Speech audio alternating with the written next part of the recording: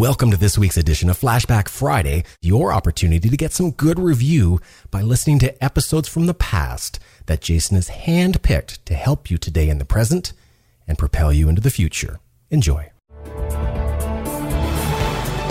Speakers, publishers, consultants, coaches, and info marketers unite. The Speaking of Wealth Show is your roadmap to success and significance. Learn the latest tools, technologies, and tactics to get more bookings, sell more products, and attract more clients. If you're looking to increase your direct response sales, create a big-time personal brand, and become the go-to guru, the Speaking of Wealth Show is for you. Here's your host, Jason Hartman.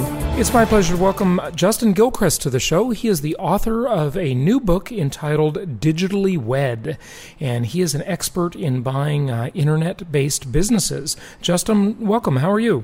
I'm really good, thank you, Jason, and thank you for having me. Yeah, it's good to have you. And give our listeners a sense of geography. Tell us where you're located. I'm currently located in very sunny, I'm being sarcastic, sunny Cheshire, which is just a few minutes outside of Manchester, northwest England. Tell us about your background and how you came to write the book. Sure. So for the last 8 or 9 years, I've always been into online business. And when I say into, I mean starting online businesses, building online businesses, web apps. And prior to that, I had a agency where we did graphic offline design and also online design for clients. So we kind of got into a pattern with 1 or 2 clients of developing sites for them. They would take it, sort of halfway there. And at the time when they wanted out, we would buy that site back and operate that site for a while before maybe selling it on or doing something completely different with it, building on top of what was already there. So that sort of formed the foundations for my own personal acquisitions, which I have built up over the last few years. And then around 18 months ago, I co-founded Centurica, which is an agency that helps people acquire web-based businesses. In terms of the business listings and so forth on the Centurica site, tell us a little bit about the founding of that. You just created it from scratch with 1 or 2 partners? Or? Yeah, so Centurica, the idea behind Centurica is I met with a gentleman called Kaspers, who is currently based in Riga, Latvia, and he is an online business nut. I obsess over this, but he obsesses over it to the nth degree. And he knows things that people would just never understand in a million years, but he's very good with analysing and assessing the opportunity, but also the risks in an online business. My other business partner is a gentleman called Brian, and he was previously a broker. And he sort of worked on the sell side, working for sellers for a while before deciding that he just needed a change of direction. He understood the industry very well from that point of view, so it was almost a perfect partnership. So we came together sort of around 18 months ago now with the intention of looking at a way where we could help buyers assess the risks behind what they're about to buy, but also make it cost effective as well. When someone's looking to buy an online business, take us through that process of how they would evaluate that business, how they would do due diligence, just what our listeners can learn as to how to go through that process. Sure. So, the first thing I'd like to do is make the distinction between an online business and a website perfectly clear. Because you can buy a website and you can buy an online business that happens to have a website, but it's still a business. So when I talk about an online business, I mean something that is up and running, it's established, it's profitable, and it's a sustainable income for the person who then goes on to buy that.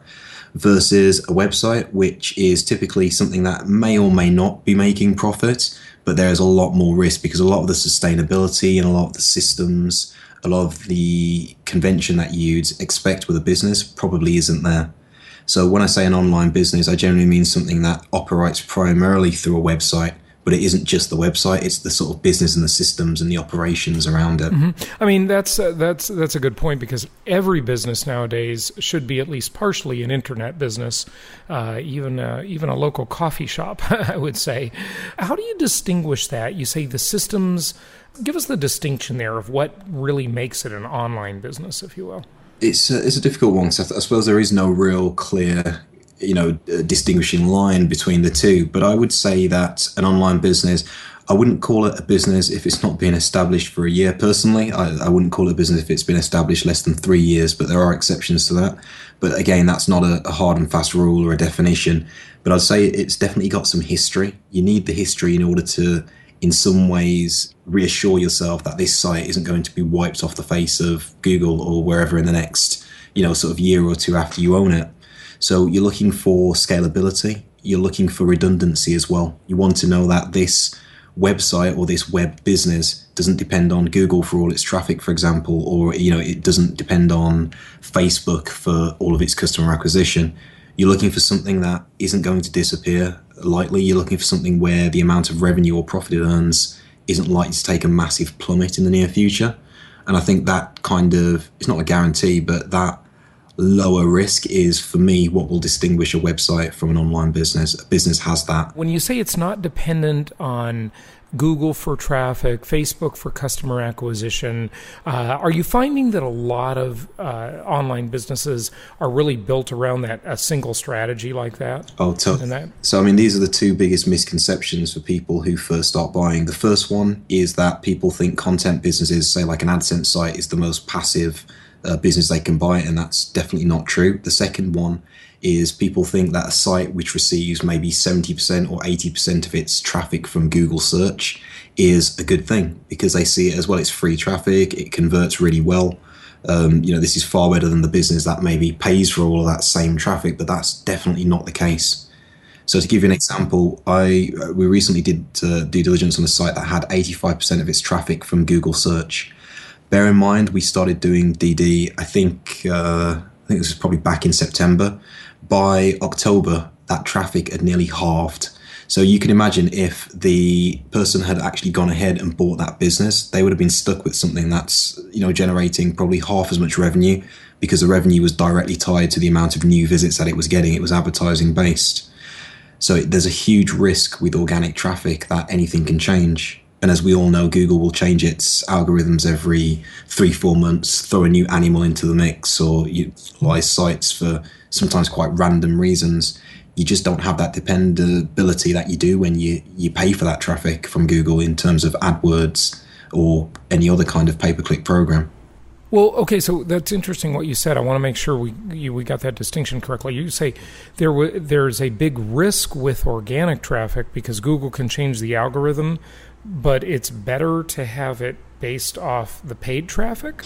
Or did you mean that the opposite way? No, that's sort of what I meant. Your ideal situation is you have a really diverse mix of traffic sources. So for me, the ideal site would have maybe 20% paid traffic, 30% organic, 20% social, and then maybe another 20% from referrals. I've probably gone over 100% there, but you get the idea. Yeah. So, the thing with paid traffic is it's a paid relationship. You know that Google will never kick you out of bed as long as you keep paying Google money. So that's why I like paid traffic. But you've also got some other advantages. So for one, it's scalable. If you want to double the amount of traffic that you're getting from organic search, you're going to have a very, very difficult job doing that. You're going to have to do a lot of link building, probably a lot of content creation, and then it's more of an art than a science. Nobody can predict what the benefit they're going to get from SEO. But with a paid campaign, if you have a Facebook campaign, for example, and that campaign is delivering 1,000 visitors, it's a far more predictable process to scale that to deliver 2,000 visitors. You just look for the same demographic, but in different places. Or if you're doing this on Google's AdWord network, you're looking for more keywords to deliver more traffic, but it is a more scalable and predictable process. That's a good ratio to have. All right, so continuing with due diligence, other thoughts? Sure. So again, I'm saying, one of the biggest misconceptions that people have is that buying a AdSense site is the best way to earn a passive income on the side. So we see this typically with people who they have an online or maybe even offline business that they're currently full-time or full-time-ish involved in, but they realize they need to diversify their income, and they see buying a website or an online business as a really good opportunity to do this. So common sense says you're going to go for something that's as hands-off as possible, and initially that would seem like an AdSense site. So you have many sites that sell for anything between 1,000 and 300,000 that rely entirely on people clicking those Google AdSense ads in order for that site to generate revenue. So it can seem a little bit like the goose that laid the golden egg at first, because you think, well, I've bought this, I sit there, I do absolutely nothing. People come along, they click adverts, and you get a check paid to you by Google every month. But what you'll find once you own that is that you constantly need to create content or do some form of marketing or link building in order to maintain the organic traffic that site receives. And I can guarantee you that because of the amount you earn per click with an AdSense site, organic and social traffic are usually the only two options that you have. You can't scale those through paid traffic. Otherwise, you just go to lose out. It's an arbitrage game, and it's working the wrong way. So I think a lot of people can end up paying for sites that they think are, sort of really low maintenance, especially affiliate sites, when in reality, they're actually buying themselves a really low paid job. Yeah, right. So that's not what business owners want. They don't want to buy themselves a low-paid job by any means.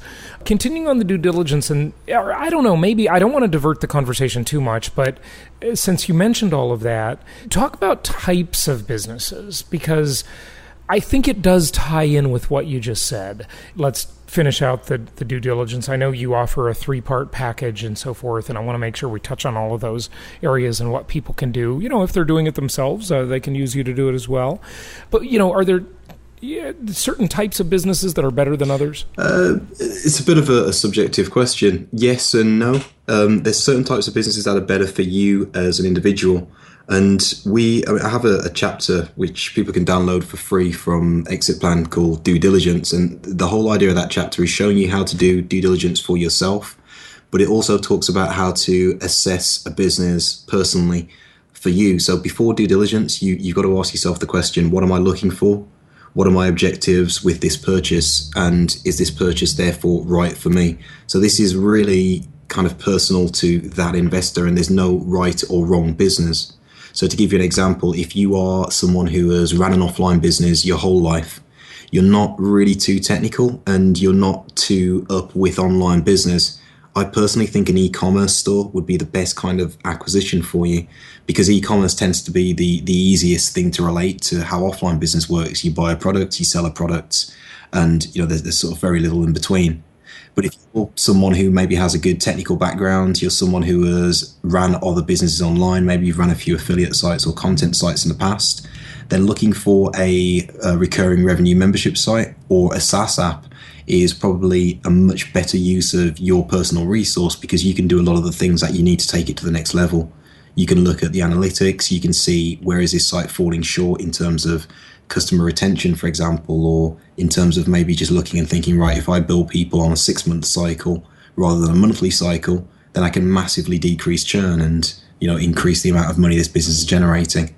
So I think what you would buy will entirely depend on who you are as an investor and the experience that you've had so far. So there's no real right or wrong business. There are definitely a lot of businesses that nobody should buy, the kind of businesses that fail our due diligence checks. But, in terms of models, it's hard to say there's a certain type of model that you should or shouldn't go for. I was going to say, if it's okay with you, I can give you a real quick rule of thumb. If you're a brand new investor, I'd say e-commerce, lead generation, content sites to some extent, and affiliate sites as well tend to be your best options. The only thing with e-commerce is I'd strongly advise people to always stay away from dropship e-commerce. It's possibly one of the worst purchases you can make because the business model just doesn't stack up anymore. So why does dropship not work? Well, I absolutely hate dropship. So for one, you are earning the lowest amount in that whole chain. You're probably going to earn less than UPS do on it. Yeah, that's true. So, you've got incredibly low margins, which means that the benefit of e-commerce, and one of the main sort of redeeming features about e-commerce that makes it relatively low maintenance if it's set up well, is one, it can be systemized, and two, you can use paid traffic to grow it. So you don't need to spend too much time working on new content if you don't want to. But the problem with dropship e-commerce is the margins aren't there to sustain paid traffic. So the amount that you'd have to pay in order to get one sort of customer, you'll lose out versus the amount you'll earn from that one customer when they do order. And then just to make things worse, you're competing with the likes of sellers on Amazon. You're often competing with your own supplier who will sell direct and always at a better price than you. You're competing against people with far more budget in most scenarios, especially if they're the people who are selling the products as opposed to just drop shipping the products. And you're always fighting a bit of a losing battle where you just have very little control in the supply chain. Mm-hmm. Yeah, good points. Any other examples of businesses where they, I want to hear some examples of businesses like they don't pass your due diligence and why they didn't pass. So continue with that due diligence process, if you would. Sure. So, I mean, we make the mistake, I think, of bundling assessment with due diligence. And this is something that we've addressed. By the time sort of people listen to this, they'll probably be seeing the news site. But we've made more of a clearer distinction between due diligence and assessment. So what we do now is we offer an assessment, which is everything kind of before the fact, everything before you make that decision to go ahead and commit. And then separate to that, we do due diligence and live verification, which is literally just going over the information that the seller has told you is true and verifying that is actually true before you go ahead and hand over your money. So when we kind of look at a business, I'd say the most common fails due diligence wise are the revenue. On the revenue side, it's usually the seller misrepresenting the amount of revenue that they're earning. So you'll usually have sellers who will either use some crazy accounting system that nobody agrees with they'll maybe have billings that have come in for the next 12 months and they'll lump it all into a certain month. So it makes it into that trailing 12 months. Or sometimes you have sellers who just plain make things up. And that is part of our job in making sure that the information that the seller has put across is correct and accurate. But outside of that, I'd say the majority of the other flaws we have are either with things like operations and maintenance, where someone tells you that it takes 5 hours a week to run that particular business. And in reality, it takes 30 or 40 hours. So like I said earlier, you're ultimately buying yourself a minimum wage job. Or maybe with traffic, so the seller is possibly paying for traffic and not disclosing the amount that they've paid, but you're looking at that thinking, hey, this business is doing really well, it's getting a lot of traffic from different places, and that traffic's converting, not realizing that there's actually a $2,000 a week bill that the seller's currently footing, just not telling you in order to make the business look far. Yeah, maybe they're paying that bill from their personal account, exactly. Not the business account, right? Exactly. And the one thing we try and get across to people is there is no, as good as we are, there is no situation where we could find 100% of every possible combination of things that could go wrong out there. But we can find 99.9 just by following the good systems that we have and by being extremely diligent. So with someone who is paying for that traffic from their own pocket, for example, there's always going to be a trail in that traffic has to come in somewhere. So when we look at that traffic and we look at where it's going and what converts, we'll ask the question, can we be sure where that traffic has come from? Is it coming from organic search? Is it coming from Facebook? If it's pay-per-click, we'll know straight away. But if the seller's quite smart and they're routing it through somewhere else, we'll just keep going back until we can answer the question, where is this traffic that's converting coming from, and is it sustainable in the long term? Okay, good. Do you get down to the point of calling customers and asking them? That would be intensive due diligence. It is, and it's something that we debated that in the new sort of due diligence and live verifications package. Part of that was due to we were going to do sort of spot checks on customer transactions where we actually call the customer. But it's a check that unfortunately we can't do because it's hard to differentiate between a customer just not picking up the phone and, the only kind of positive result would be if we called a customer and they said, no, I've not bought anything from this site. But the reality is, I think if someone called me up and said, hey, you bought something from a website about a year ago, I'm not that website, but I just want to know details about the transaction, I'd probably think it was a scam and I'd hang up. So I don't think our success rate in speaking to customers would be quite high with that, and it just wouldn't be a very consistent check to make on a long-term basis. Continue. This is great. Sure. So, going down a theme of due diligence, the one thing I always kind of advise people to do is, just get all of the information together, and before they speak to us, before they do anything, they need to be confident in that site themselves. And one of the best checks is, does it make sense? Does what this site's doing on a day-to-day basis in order to generate a revenue or to generate a profit, does it seem logical? Because there's not a single site that we've seen that generates a substantial amount of profit and does that over the long term, that doesn't do it using what really is a conventional method. So they either sell advertising or they sell a product or they sell subscription to something.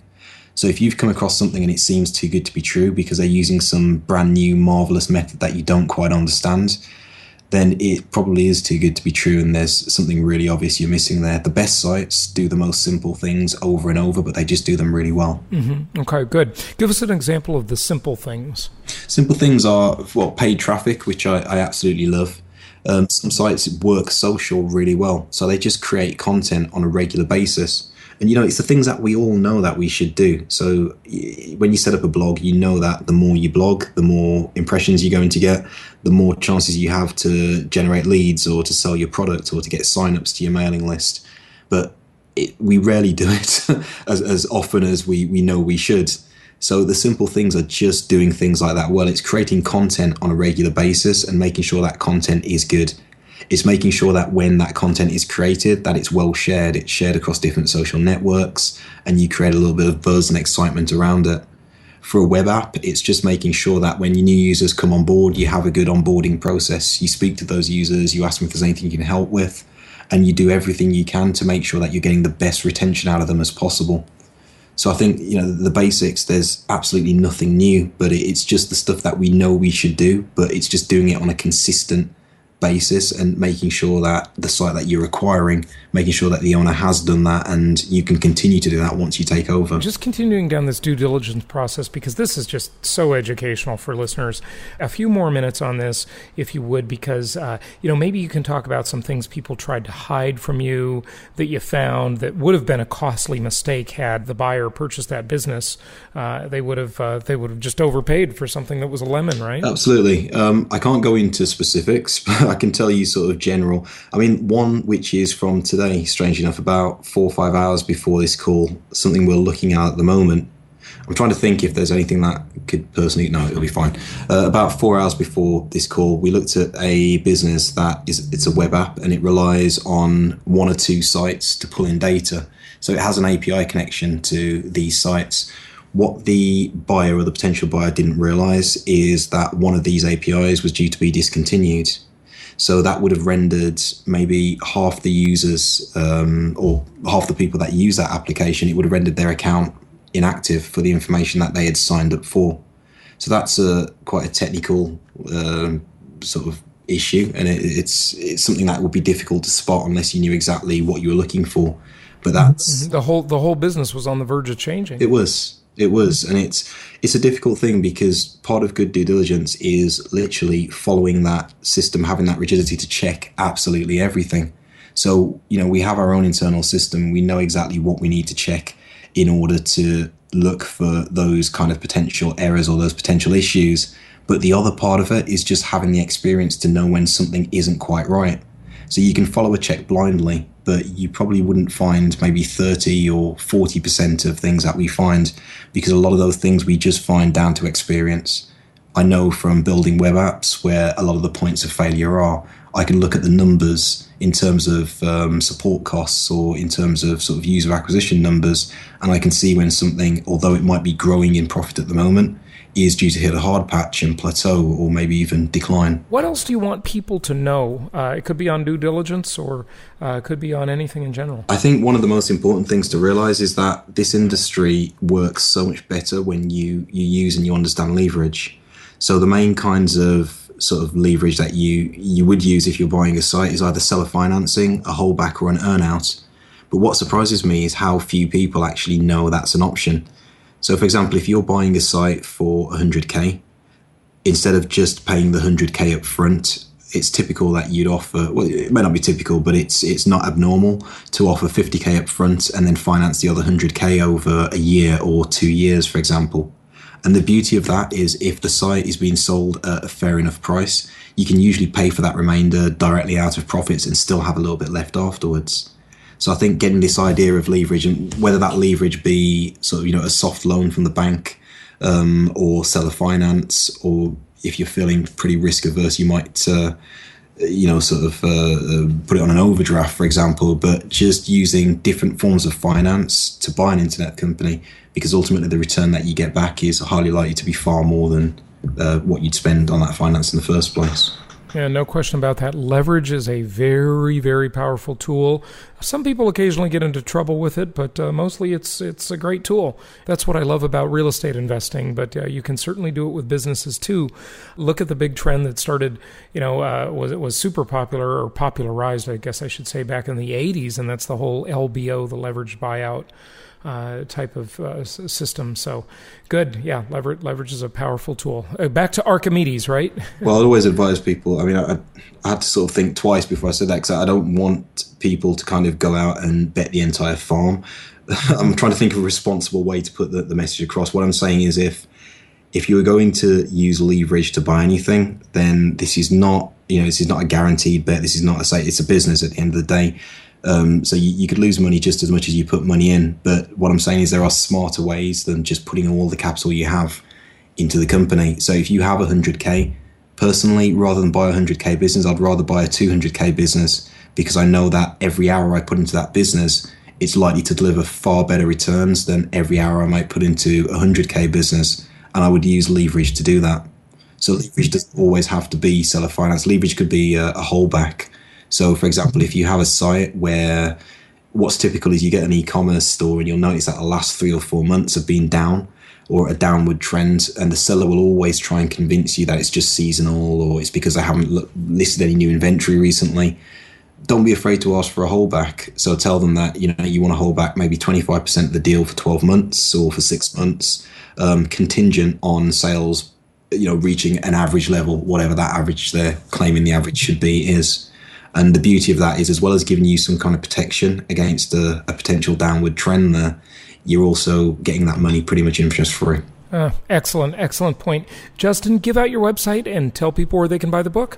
Sure. So for the book, it is exitplan.co. That's exitplan.co.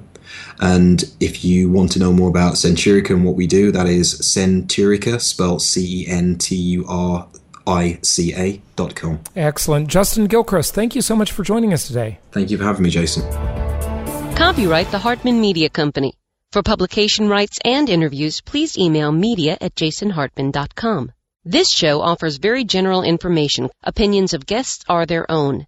Nothing contained herein should be considered personalized, personal, financial, investment, legal, or tax advice.